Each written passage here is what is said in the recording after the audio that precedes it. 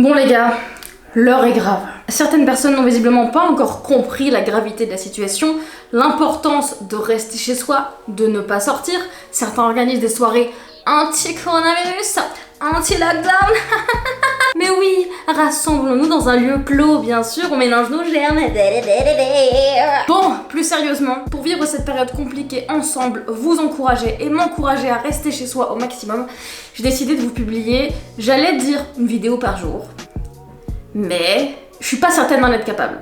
Donc on va dire un maximum de vidéos possibles. Peu importe la gravité et le niveau de confinement dans lequel on nous met, on devrait juste, de bon sens, avec les quelques neurones qu'on a et les quelques synapses qui fonctionnent encore dans le cerveau, comprendre que le mieux de tout, c'est de rester chez soi, de garder ses germes pour soi, de ne pas contaminer les autres, de ne pas tenter d'être contaminé par les autres. Ça paraît quand même pas très compliqué. Si on peut sauver la population de la planète en restant chez soi alors qu'on demande et on réclame des vacances toute l'année, c'est quand même pas compliqué. Bon, du coup, moi, pour vivre au mieux cette période, je vais commencer par me faire un petit quadouillet. Avec des bons gros coussins. On va se faire plaisir. Voilà. Évidemment, le téléphone pour appeler le médecin en cas de doute sur mon état de santé. On appelle son médecin, on n'appelle pas les urgences, on n'appelle pas le 15, on n'appelle pas le 112 en Belgique. Je sais pas c'est quoi le numéro d'urgence. Ça promet si j'ai un problème. On appelle son médecin à qui on donne ses symptômes et lui dira si oui ou non vous devez vous faire tester. Stop, n'allez pas chez le médecin. Vous n'allez pas à l'hôpital, vous n'appelez pas les urgences. Stop, vous gardez le téléphone pour appeler. Et du coup, il faut un chargeur. Ensuite évidemment, mon Mac pour pouvoir regarder Netflix. Netflix, ça va m'aider, je peux vous le dire, durant cette quarantaine. Des bouquins. Alors moi, j'adore et je ne lis que des bouquins pratiquement motivants, de développement personnel, etc., etc.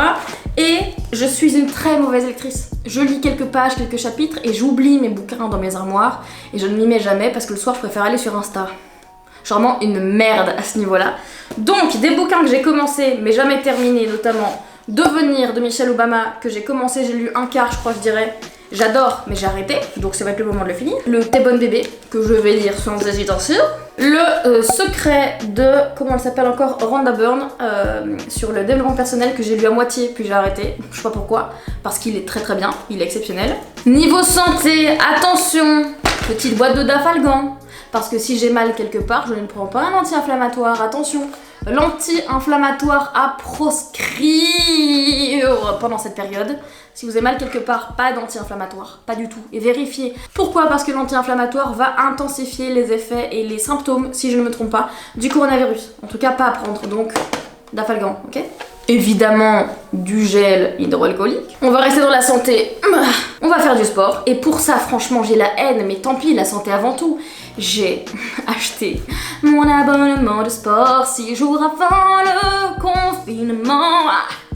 Je suis trop heureuse, franchement je suis très deg. J'ai eu le temps d'aller une fois à la salle de sport, j'ai adoré, j'adore ma salle. C'est un abonnement à 70 balles par mois et je suis occupée de lui chier dessus là. Et d'ailleurs pour le sport, tous ceux et celles qui ne savent pas quoi faire parce qu'ils ont toujours eu l'habitude de faire du sport en salle, il y a plusieurs programmes, je vais vous mettre un maximum de noms en barre d'infos et ici de sportifs que je suis sur les réseaux depuis longtemps et qui proposent des programmes vraiment cool.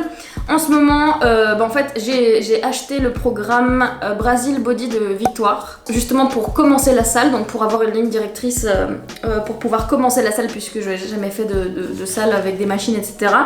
Mais elle a aussi des programmes pour la maison. Il y a aussi ce livre-là que j'ai depuis un moment, de Sissi MUA.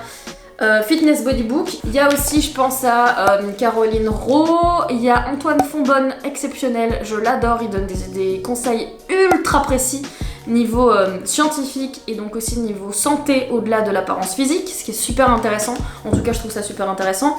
Sur internet, il y a True Fitness Knowledge qui est en français. Il y a aussi Body Time et leur programme Beauty Time qui peut se suivre à la maison avec une paire d'haltères. Il y en a énormément, donc vous allez trouver votre bonheur. Sur internet, il y a plein de cours possibles imaginables à faire à la maison. Dansez, faites le ménage, amusez-vous et puis vous allez perdre des calories, vous allez rester actif. C'est vrai que c'est important aussi parce que pour sa santé, rester chez soi, alité et du coup ultra sédentaire, c'est pas forcément bon.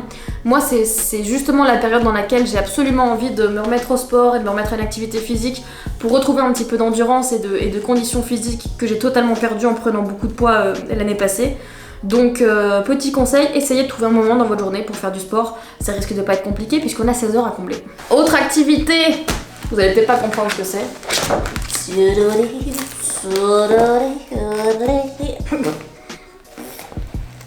Bref, en gros, c'est des partitions parce que j'ai un piano chez moi, j'ai fait beaucoup de piano quand j'étais enfant.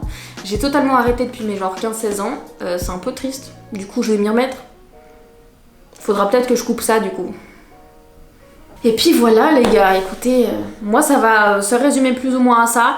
Je vais faire des choses bêtes chez moi, je vais faire du rangement, du ménage, je vais chanter, je vais continuer de m'entraîner, enfin bref, on a tellement de choses à faire. Faisons-les ensemble, amusons-nous ensemble les gars. Du coup, tout ce que je peux vous dire c'est qu'on se retrouve demain pour une première vraie vidéo de confinement. On va essayer de faire un jour une activité, c'est mon objectif. Si vous avez des idées de choses à faire chez vous, que vous voulez me voir faire, ça peut être n'importe quoi. J'avais pensé par exemple, est-ce que ça vous dit que je peigne un tuto de Bob Ross? Ça peut être marrant, on peut se marrer, je sais pas moi. Prenez soin de vous, prenez soin de vos proches. Et aussi, je vous incite à appeler vos parents, à appeler vos grands-parents, vos arrière-parents, vos oncles et tantes. Bref, les personnes plus âgées qui sont seules dans cette période compliquée, puisqu'on veut les protéger physiquement en n'allant plus les voir, ce qui est une excellente chose. Mais malheureusement, on n'a pas forcément le réflexe de les appeler pour prendre des nouvelles de leur santé, de leur état mental. C'est important à appeler vos parents, vos grands-parents, bref, vos proches plus âgés pour qu'ils se sentent moins seuls. Prenez soin de vous. On va en sortir dans tous les cas, on sait pas quand, mais on va en sortir. Par contre, on va en sortir le plus rapidement à condition qu'on fasse tout ce qu'il faut, c'est-à-dire rester chez soi. Stay home les gars!